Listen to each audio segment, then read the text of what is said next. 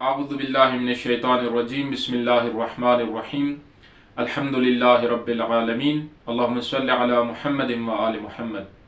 मोहतरम नाज़रीन, दर्स तफसीर कुरान करीम। आज हम सूरह फुरक़ान की आयत नंबर 33-34 का तर्जुमा और मुख्तसर तफसीर बयान करेंगे।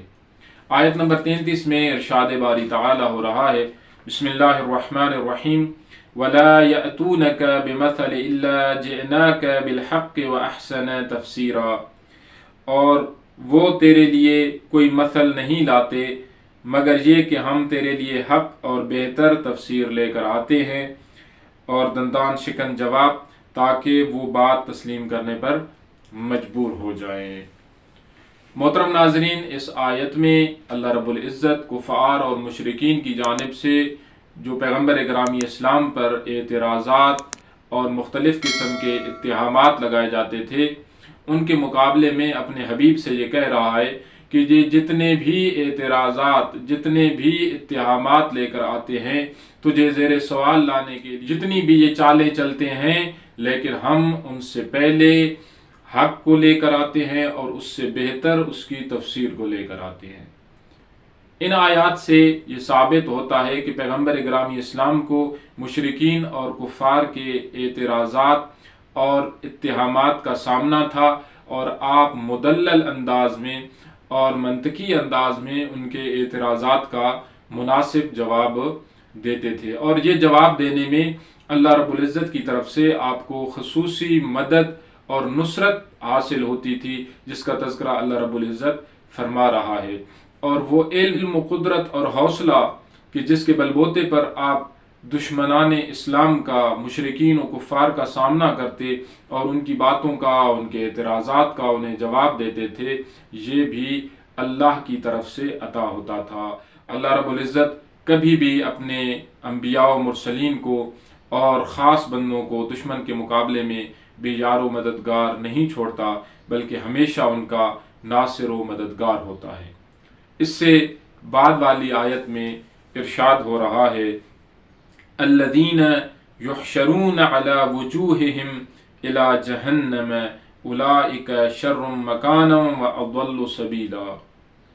जो लोग मुंह के बल जहन्नम की तरफ महशूर किए जाएंगे, उनका बदतरीन ठिकाना होगा और वो खुद गुमराह तरीन लोग होंगे।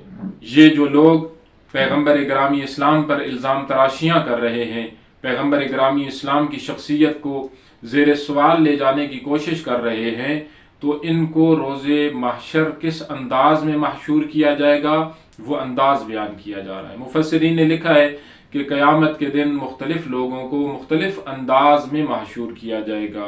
आम तौर पर 3 अंदाज बयान किए गए हैं। उनमें से एक अंदाज ये बयान किया गया है कि कुछ लोगों को उनके अपने पाँव पर रोज़े क़यामत महशूर किया जाएगा।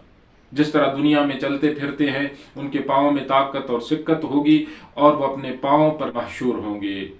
दूसरा गिरोह उन लोगों का होगा कि जो चौपायों की तरह, यानी जो अपनी कमर सीधी करके नहीं खड़े हो सकेंगे, बल्कि चौपायों की मानद उनको महशूर किया जाएगा। और तीसरा गिरोह वो होगा कि जिनको मुंह के बल महशूर किया जाएगा।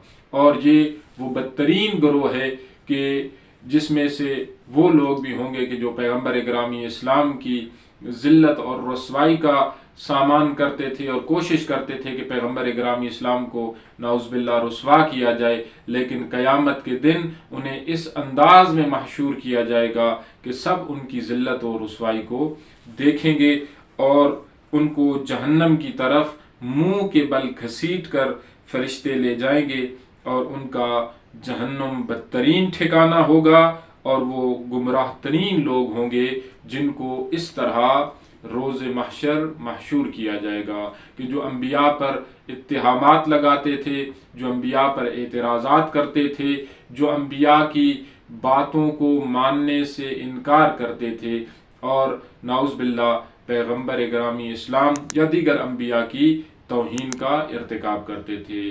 दुआ है अल्लाह रब्बुल इज़्ज़त हमें कुरान करीम को पढ़ने, समझने और इस पर अमल पैरा होने की तौफीक नसीब फरमाए। वस्सलामु अलैकुम व रहमतुल्लाहि व बरकातुहू।